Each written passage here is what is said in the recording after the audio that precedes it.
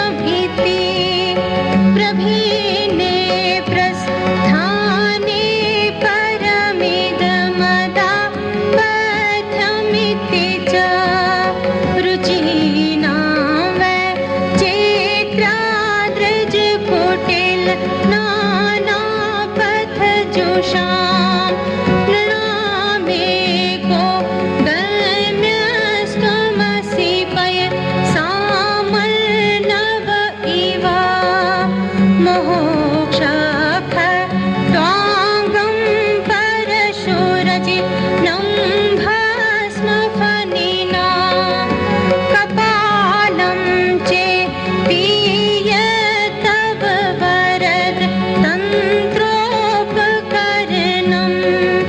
सुरास्तां ताम्रदिं विदधति भवद्रूपिणीहितां नहि स्वात्मा रामं विषयमृगतृष्णा भ्रमयति ध्रुवं कश्चित् सर्वं सकलमपरस्तु ध्रुवमिदं परो द्रव्या द्रव्ये जगति गदति व्यस्तविषये समस्तेऽपि तस्मिन् पुरमथन तैर्विस्मित इव स्तुवन्त्युहे मी त्वां न खलु ननु दृष्टामुखरता तवैश्वर्यं यत्नाद्यदुपरि विरिञ्चो हरिरधा परिच्छेतुं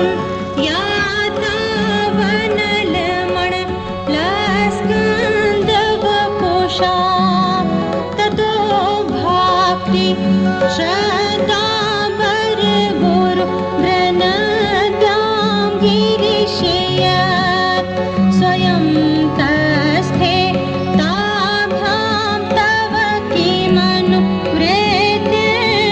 फलति अयत्नादा साध्य त्रिभुवनमवैर्व्यतिकरं दशासु यत् बाहून व्रतरन् कन्दुपरवशान् शिरापद्म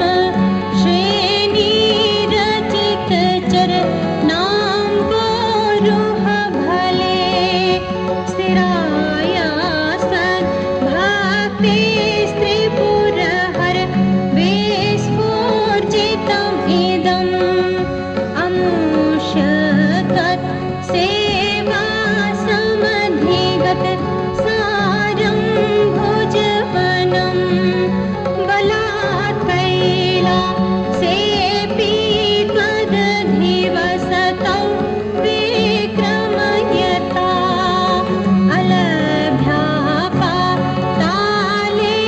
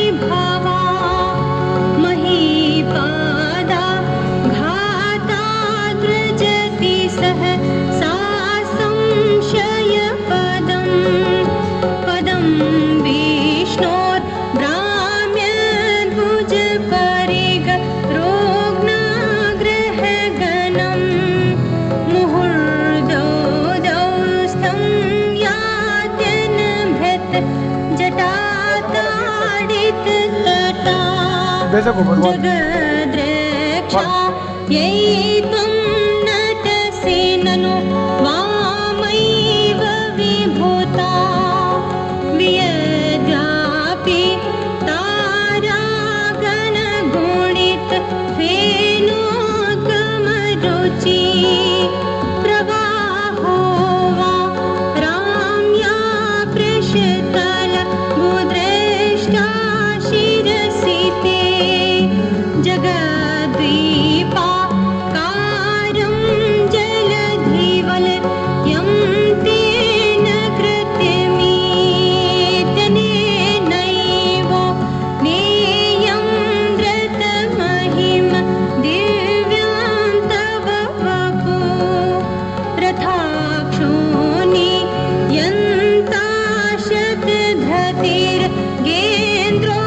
यन्ताशतधतिर्गेन्द्रोदनुरथो रथाङ्गे चन्द्रार्को रथचरण पाणिशर इति दिदक्षोस्ते कोऽयं त्रिपुरतृणम् आडम्बरविद विधेयैत्रे व्यन्तो न खलु परतन्त्रा प्रभुदिया हरिस्ते सहस्रं कमलभलि माधाय पदयोर्यदेकोने तस्मिन् निजमुदहरन्नेत्रकमलं गतो भाक्यो द्रेकापरिणति मसोचक्रवपुषा त्र्याणां रक्षायै त्रिपुरहरे जागर्ति जगतां कृतौ सुप्ते जाग्रत्वमसि फल योगे कृतुमतां स्वकर्म प्रध्वस्त्वं फलति पुरुषाराधनमृते अतस्त्वामुत्प्रेक्ष्य कृतशुफल दानप्रतिभुवम् श्रुतो श्रद्धा बद्धा दृढपरिकरा कर्मसुजना क्रियादक्षो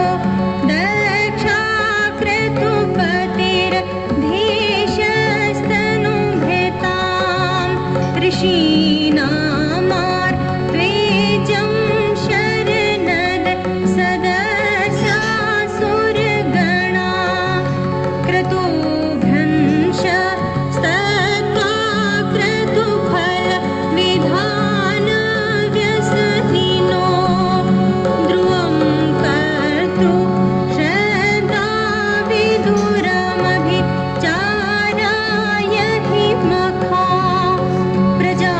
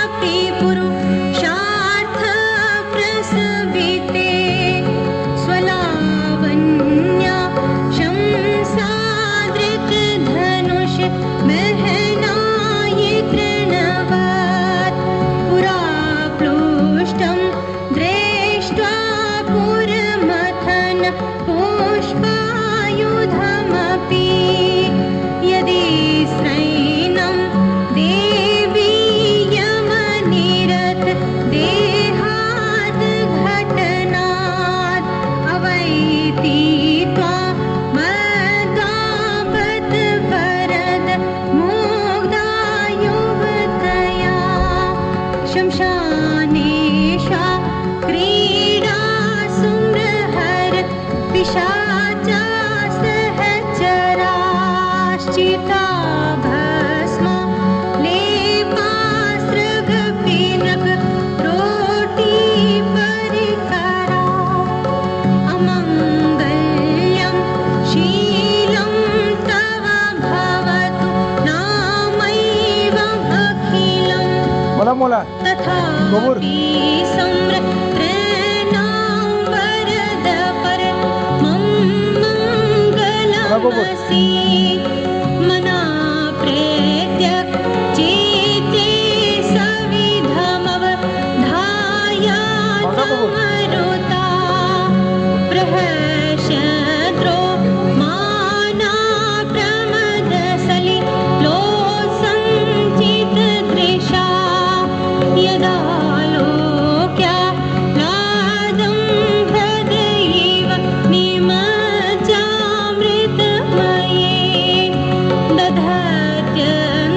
दधत्यन्तस्तत्त्वं किमपि यमि नस्तत्किल भवान् त्वमर्कस्त्वं सोमस्त्वमसि पवनस्त्वं हुतवहस्त्वमपस्त्वं व्योमत्वमुद्धरनि आत्मा त्वमिति च 28 February 2022 Kashmiri Pandits Teras celebrations Mahashivratri Puja celebrations of the marriage of Mahadev with Ma Parvati.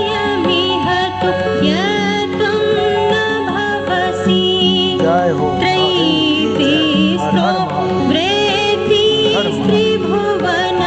Har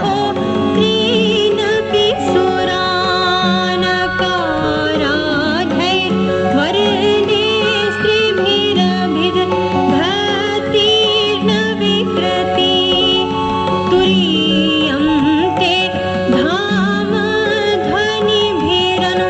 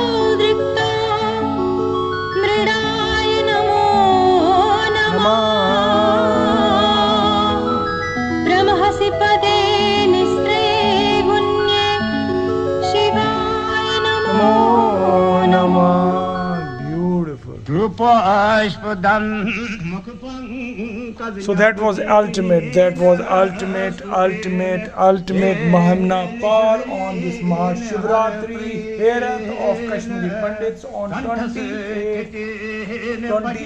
of February 2022. Happy Mahashivratri. Thank you. Jai Ho. Ultimate Mahimna Par. In the name, in the praise of the celebrations of the marriage ceremony of Shiv and Shakti, Mahadev and Ma Parvati.